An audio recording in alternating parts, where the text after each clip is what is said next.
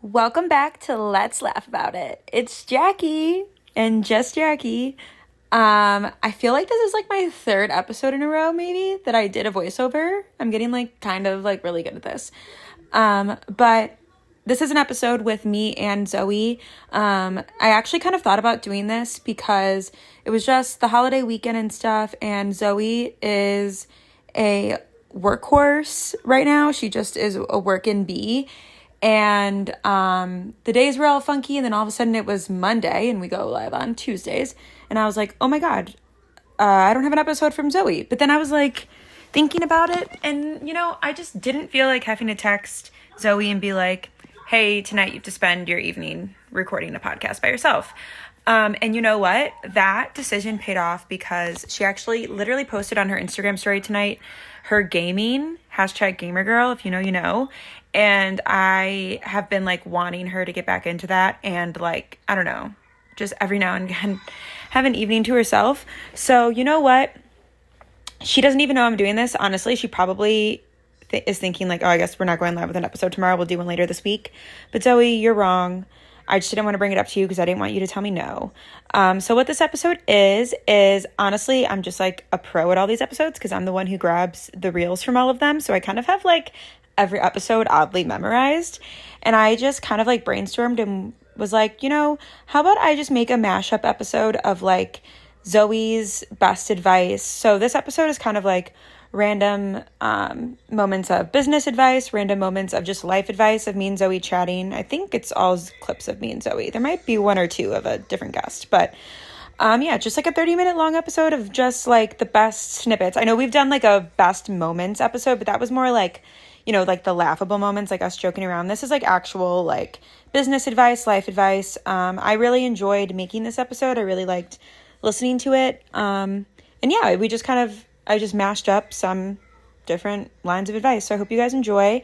And if you are listening to this, go tweet Zoe, DM her something saying, we're glad you gamed last night. If you don't know what I'm talking about, listen to the podcast or something. I don't know. Because she's probably doesn't even think an episode's going live tomorrow and probably just needed a moment to herself and didn't even think about it. So I'm happy for her that she relaxed tonight. You guys should be too. Everybody should take those moments for themselves and let that be the lesson of this week's episode. And let me try and think if I can think of a laughable moment. Let me think. I can't. Oh, I was on a flight today and there was no Wi-Fi, which really is upsetting because what a waste of time. But also, I guess it kind of goes to the whole point of this whole episode. I couldn't really work. So I guess that's the bright side. All right, I hope everybody has an amazing week and had a really good 4th of July. If you don't live in America, a really good, I guess still 4th of July. And we'll see y'all next week. Bye. I reflected on what I was doing in my day-to-day and how each compartment of my day-to-day was making me feel. And I realized I had these things that were in my life that was just causing me such mental and anxiety. And I realized I actually don't need to have those things in my life. I might have to have some hard conversations or change some things, but it is so crazy when you think here's the recipe. You don't have to have it in your life. You don't have to have it in your life. The conversations are hard though, but you don't have to. I was also talking to some people in the space about what you put on your timeline. And I'll talk about this over and over again of the content you consume. And I've been really good about this, but I realize that other people aren't. So I like to share it. But if you're scrolling through social media and the emotions that you're getting are anger or stress or you're comparing yourself or literally anything negative, you don't have to change. I call it a social media cleanse. Change what you're consuming, and you can do it so easy. Be very methodical on your consumption on social media, and anything that makes you feel like shit, just mute it, unfollow if you have to. Yeah. If you don't want to hurt people's feelings, you can just mute them on social media. Yeah. Well, I had Zoe obviously knows this, but I had a hard time last year, and I lost connection with a lot of people, whatever. And in that, I was like, I'm actually also gonna just unfollow people who like, I just am like, you've never made me feel anything but bad when I talk to you. Like, why do I follow you on Instagram? You definitely don't care about following me on Instagram either. You're not going to be offended when you notice I unfollowed you, because if I ever noticed that these people unfollowed me, like, I wouldn't have been offended. And like, I'm not talking about like a specific people. It's like all over the board, like literally like in any realm of my life that I just like, even somebody that maybe I met 10 years ago for like 2 minutes, but maybe those 2 minutes I hated my conversation with them, but for whatever reason we followed each other. I'm like, bye. Why do I follow you? Like, you just make me upset. Yeah. Yeah. And I actually was most recently having this conversation because someone was talking, like, I love Twitter and I love the D2C Twitter. And I personally have only gotten like I would say 95% of like what I've gotten out of Twitter is good. But someone was telling me how like they hate Twitter and like people are always fighting and like there's negative this. Yeah. And I was like, you need to do a social media cleanse. Yeah. Like you need to like see, like pay attention to who's like what drama and like who's starting it, or like you might you might catch yourself following people because they're starting drama. So like just like don't do that, because if it's like negative, like why are you and you don't enjoy that, then like why are you consuming it? Yeah. So it just like blew my mind how like different people's like timelines can be. Yeah. And like, I don't know. I definitely used to be like obsessed with like following the like drama YouTubers. And then I was like, these people are making me feel icky. So I like stopped following them. But they are interesting to follow. Yeah. There's a reason people why they love drama. Love drama. And sometimes it's like fun to consume drama when like you have nothing to do with it, because it's like. Yep. And when they're like, I don't want to consume drama of people I actually know, because then I feel bad. But consuming drama of like, I don't know, fucking Bryce Hall on TikTok. He's got like 50 million followers. I don't really care. It's like reality TV. Yeah. In like at that point it is. And I'm pretty sure like all those people's drama like actually is fake. Yeah. Like you think so? I really do. We should start some fake drama. We should. So, and I actually, this is another tangent. I want to do more for like people wanting to get into this industry, because there is getting into this industry. I think on an outsider looking in, you're like, wow, like her job is so cool. I hear that like people will like DM me and be like, how do I get into like that world? Yeah. And I want to do more about like being able to like give back and teach people like kind of like the basics, so that they can get into this world. Quick plug. The availability is all over the place, but I will start linking Zoe's Mentor Pass. Oh, yeah. So Mentor Pass is a website where you can book time with me to learn like anything that we talk about on the pod, dive deeper in. If you want to learn how to get into this space, or like I can point you in the right direction, teach you how to.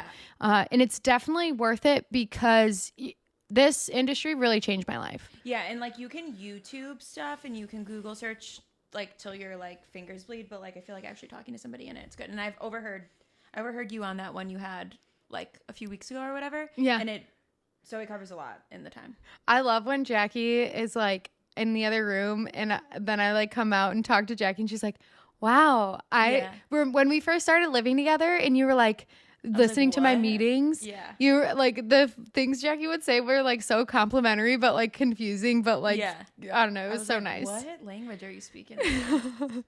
And then she'd be like, and you were talking to this brand? Yeah. Like, and it seems so like normal to me now, but it is something that's like really, really cool. So even you don't have to like already be in this space for like to book time with me to do that. So we'll put the Mentor Pass. Start linking that.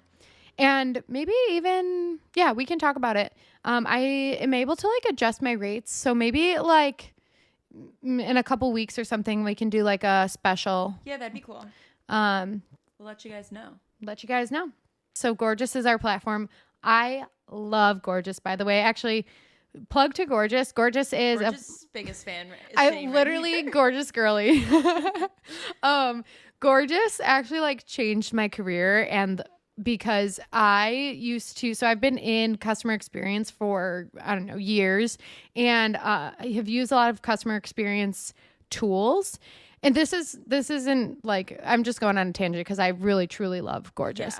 But I've used a bunch of like help desk tools and everything, and Gorgeous, when years ago, was the first platform that I found that actually you could make changes to orders on without changing your tab. So like that was like what really got me into Gorgeous, because like that's so efficient. It's so efficient. And if you're in customer experience, you're like you've got like the email open, but then you're also trying to solve the problem for the customer. So you've got like their profile open, and you might have like their Shopify order open, and then you might have like their loyalty account open or their subscription, all of, you know how we were talking about Shopify apps, like you would have like different tabs all open for these tabs. And it was so easy. I have so many like bad memories of me making mistakes because I would be like looking at this customer's email, and then I'd be making a change and be like, oh shit, I just made the change on like the last customer's tab. So it's just like, it's really hard to organize those things. But Gorgeous was like the first platform that I was able to find that actually like provided one single screen that you could integrate all those Shopify apps into. Was Chomps the first place you worked with Gorgeous? No, Ghost actually. So you've been working with Gorgeous for a long time. Yeah, years, literally years. And it's been really cool. And I've become like, I self-proclaimed like Gorgeous power user because I've seen like Gorgeous just start with like that. And now, admittedly, even though I'm like such a gorgeous girl, a lot of the... I'm such a... I'm going to like clip that and make it sound like you're just calling yourself... I'm such a gorgeous girl. I feel like it in myself. I feel it in myself. Well, we've talked a little bit about this. But like at the beginning of this podcast and like the months before that, I just like really kind of lost myself. And just for so many things. I think the biggest thing was stress, but I stopped like doing the things I really, really liked, and like really was so sad, and I felt like very foggy, and I've reduced stressors in my life and have just like gone outside more and just done more things that I'm happy, and also stopped drinking. Yeah. Like we keep talking about that, but like I feel like I'm able to, I feel like more like myself Have now. you not even had like a drink at dinner? Not even a little itty bitty sippy. Wow, that's awesome. Not at all. I talked about this on my vlog that I posted last night. Check it out if you haven't already. But I really wanted, I was in the airport like 2 days ago. You love your airport wine. Is that what you're going to say? It's really hard to turn down free alcohol. Yeah. Because then I'm like, what's the, like, it's free. Yeah. What's the disadvantage? But it was like, it's like way easier to turn down. I feel like I sound like an addict. I'm not an addict, but like, you know, it's just like social where it's like, I'm at the lounges and they have free like cocktails and stuff. And it's like, oh, it'd be nice to have like a nice cocktail while I'm waiting for the flight. Yeah. But instead I said, hi, can I have a Diet Coke? And it was just good. See, I'm different in the way that I would never go to the airport. Like, I've never gone. Most people go to the airport and like have a glass of wine while they're waiting for or a beer. I've absolutely never done that. What? I'm not the type. You'll never catch me casually drinking. Like if I'm drinking, it's because I'm trying to like, which is people would say that's a binge drinking problem. But I'm not drinking unless my goal is to get wasted. Really? I shouldn't say wasted, but I'm not drinking unless it's because I'm like going out that night, or because like I think I'm going out that night, so like I'm gonna have a drink while I'm getting ready. Like I'll never just be like, I'm going to have a glass of wine tonight. Like, I don't do that. Yeah. But, like I said, some people would say that's a binge drinking problem. So, I don't know. We'll revisit it. Yeah. Put a poll in the podcast. Is Jackie a binge drinker? Yes or no? I'm a binge drinker because I only want to drink when I'm getting fucked up. Or am I just fun? I'd say you're fun. It's like, I think it's important to like have the open conversation of like, yeah, like I worked really hard and that's why people even know who I am to vote for me. But like people voted for me. Like, yeah. And I would never want someone to vote for me if they like didn't believe that like I deserved that. Yeah. And also I think it's really just getting yourself to that point of being like nominated. That's what really matters. So like if you're nominated for something like that, like you should be so proud of yourself. Totally. Because that's where it's like you have like the judges or like the people looking at the whole pool of the nomination or nominees and like picking the finalists. Like, I think that's like such a good accomplishment. Yeah, because like you got yourself there. What advice do you have for CX leaders? My advice for CX leaders is to lean into using your voice and embrace how important you are to your company. I think a lot of times people in customer experience have like intense imposter syndrome because of the way that like customer support is looked at for all these reasons that we just like talked about too. But lean into understanding how important your role is, because I will always think this, even if I get farther and farther away from customer support, customer experience, but like customer support is the backbone. I think from a consumer perspective. Yeah. And it is such an important job. It doesn't matter how much you make. I think most customer experience positions are underpaid because it is the backbone and it's why people come back. And if you don't have a good person in that position, you're going to lose customers and they're going to tell all their friends and you're going to lose even potential customers. So I think that you need to embrace like customer experience people should embrace their role and like figure out. What I would do is actually kind of psychoanalyze your bosses or like the founders of the company and figure out what's important to them and speak in terms that relates how important your role is in the customer voice, and speak in terms that's like relays what's important to the founders or your bosses and stuff. And then if you're not feeling empowered by your like surroundings, then it's okay to move on from where you are because they'll never understand. Yeah. And you need to be in a place, like I believe that everyone should be in a place where they're respected. And unfortunately, I see that a lot in customer experience. They're just like, I could like cry thinking about it. They're just like not respected because of their job is just support. Yeah.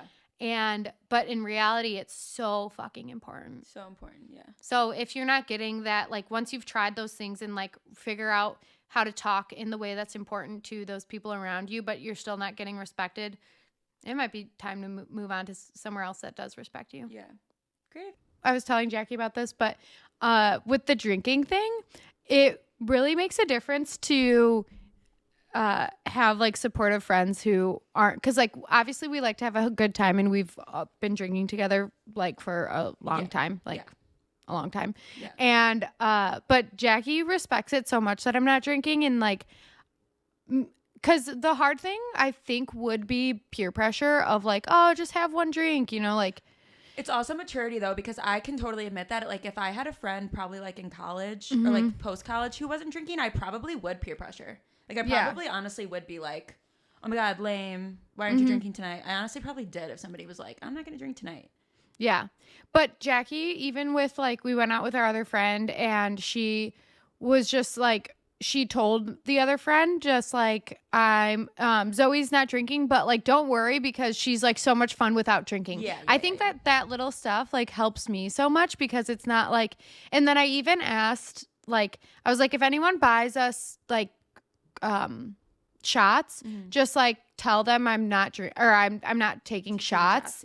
Like you don't have to call attention to me not drinking, because the technique is always to have like a drink in your hand. Like you just drink Diet Cokes all night. Or a water or something, and as long as you have something in your hand, no one's gonna buy you a drink, and unless it's a shot. So I had a strategy for if someone was buying us shots, like I just don't drink shots, which is people do that, like you know. So it was super easy and I had so much fun. And like Zoe doesn't need to, like there's some people who go out in like a bar situation and aren't gonna drink but are kind of like Debbie Downers. That's a mindset thing from them. And it's like, it's totally fine. If you're not gonna like drink when we go out, I don't care.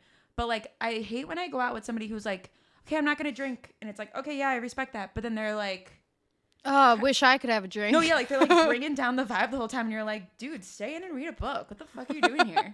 Like you're at a bar. So I was never like, when Zoe like brought up like I'm not gonna drink anymore, like I was like, okay, because it wasn't gonna affect my life at all.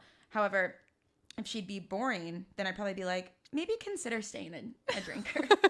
Right now I'm in my like audit phase of learning like pain points and everything, but one day I want to talk about on the podcast like what things what kind of changes I was able to make to improve like the customer journey. It's definitely a challenge because of those pain points. And it's just frustrating, and like we joke around because we get a lot of phone calls, like that's how like that's the audience wants to talk to someone, but they're hard of hearing. So it's like, it's so hard because they can't fucking hear. They're trying to get support, but like, so that's what I'm like, the big thing I'm working on is like email flows, getting people to actually look at their emails, like they have to do a whole like hearing journey for it to actually like work well. Yeah. So I'll talk more about it once I get some more success and things, but it's a fun challenge. Hell yeah, it is. Mm-hmm. You love a challenge. I love a challenge. A good manager is managing the people, right? Yeah. And like, but I see a lot of times managers are doing so many tasks, but they have like a team and they're not empowering their team to like, to go tell things to their manager, or you're not like at GNC I give it so much like hate sometimes, but like they truly had it figured out as far as like you're doing the associates are doing the job and then reporting back up to the managers any problems or anything that like came up or whatever, and then when to become a manager they put you through management training of like literally how to be a leader, and like while you're doing it you're like, oh no shit, like I'm telling people what to do, or like I'm not like I'm telling people I'm rewarding their good behavior and not just talking about their bad behavior. Yeah.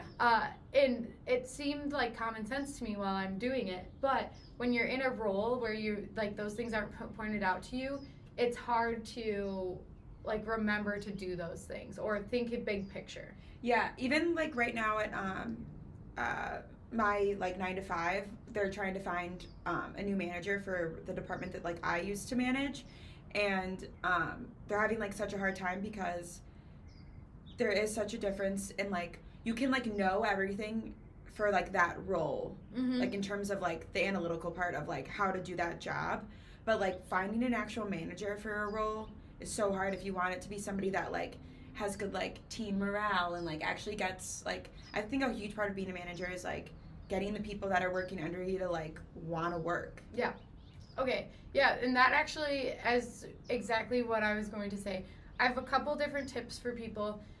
One is that team morale, being able to give constructive criticism without ruining people's days. Yeah. So, and I think a lot of managers do not know how to give like constructive criticism without ruining somebody's day. Yeah. So to do that, it's really hard too, because you understand people care about their job and like you don't want to be negative all the time, and this is what we do with, and honestly a lot of it, and we've seen this, and it's a really big area for opportunity in this space of customer experience, because that's people's like first job where they outsource. And unfortunately when you're outsourcing, it seems that like a lot of these like overseas employees don't have as much training, and so it becomes up to you or your managers to do the training. And so I've been listening to a lot of like and reading a lot of tickets and just observing a lot, and I've realized that this is a tactic that I use that I'm able to teach to other people. But you start with something, you do like a sandwich. You start with something that they did really, really well. Then you say, this is what I would have done better, and not in a way where like you're yelling at them. You say like, this is, and also provide an answer of like exactly what you would have said, not just like you could have done this better. Yeah. So like, let's say like, okay, you did a really good job talking to that customer, and being like your rapport was really nice. You asked them how their day was, but then when they were confused, you blatantly told them they were wrong, and that doesn't feel good to be told wrong. So this is what I would have said instead. and then you put that in the middle, and then at the end you say, and it was really great how you wrapped up that call and like made sure that they needed anything else. Like using that format of positive, constructive criticism, positive is such a good way to empower your people, because first of all, no one likes to be told what to do. Yeah, no. Even if they know that that's what their job is, like they're going to have to be told what to do. So people don't like it. So like be able to do that without making people feel like you're demeaning. And that also goes back to the fact of like empowering your people. I also have been seeing a theme of managers doing too much as far as like doing too much as far as like not leaning on their people to do more. Yeah. For example, let's say like you have a team leads, or like even just your associates who are doing the work. I think it's really, really powerful to let them lead meetings. Mm-hmm. So a lot of times managers are going over like agendas and everything, and they've got their talking points or whatever. But I've seen it really, really helpful for managers to give people responsibility and agendas. Like and that doesn't even necessarily mean the associates have to do more work, because they're just talking, right? Yeah. So it's like, if you're leading a meeting and you've got your agenda, ask some of your associates to talk on some of the points of your agenda, because they know what's going on, and then let them lead and like empower them to talk and all those things, because you can still you should be able to trust your employees enough to be able to be like, okay, we're gonna talk about let's talk about the marketing schedule, and like, Allison, you know what's going on. Like, do you mind filling everyone in about the marketing schedule? Yeah. And having them be empowered to like be like, oh yeah, I know what I'm doing, and I can like I can lead this part of the meeting, and then you as a manager can sit back and listen, mm-hmm. and then if they miss anything, you can add that into add it in. It also sets people up for success for building them up, and like you being able to see like, can this person lead a meeting? And like they need the practice, so you mm-hmm. have to throw them into it at some point. Yeah. And it keeps people engaged too. Mm-hmm. It's so boring to go to a meeting and like just be like listening to one person talk the entire time. Yeah. And whatever. I want to read this out loud because this like legitimately made me cry. It was a message from, I won't say who, and there's like enough people that you can't just like guess who, so I'm not like exposing anyone, but try to guess who this is. She said, this was in our inevitable group chat for the agency, and it said, not to sound corny and all pathetic, but I legitimately felt lost before IA. No friends and no purpose outside of being a mom. Everyone took everything I did for granted. I'm happier than I've ever been in a long time, and it's all thanks to you, ladies. So sweet. I literally was like, not okay. And right before she said that, I had said like something sassy. I didn't know how to take anything seriously. Like I was like, is anybody going to answer me, or I said something like that? And then she sent that, and I was like, okay, and now I'm not okay. Yeah, it makes me so happy, and just to provide that. And I feel like we talk about this all the time, but I just like can't fucking stop talking about it. It just makes me so happy. No, yeah, I love, like, I feel like every episode we kind of like intro in by talking about Inevitable, and I don't ever want to stop. So never. It's like such a good topic. So good. Yeah, it's the best. Also, just to plug my mentor pass, because I was going through screenshots of just like happiness. I got a message from someone who actually was in the space, and I never really like market myself this way because I always want to be there for like friends and whatever, people in the space trying to grow. But I've never thought of myself as like that mentor for like that part. More of thought of myself for like the work for like customer experience, retention, all of that for like my mentor pass. But I have someone who came to me, I don't know if it was like, it must have been like 6 to 8 months ago. And he was just asking like how he could better like put himself out there in the space to just share his knowledge. And so I told him all these things or whatever. And like, we got on one call and I didn't really think much of it. He was just like asked me to like hop on a call, but he texted me and he said, I'm thankful to have people like you look up and guide me. Your simple advice on a 30-minute one-on-one literally changed my life.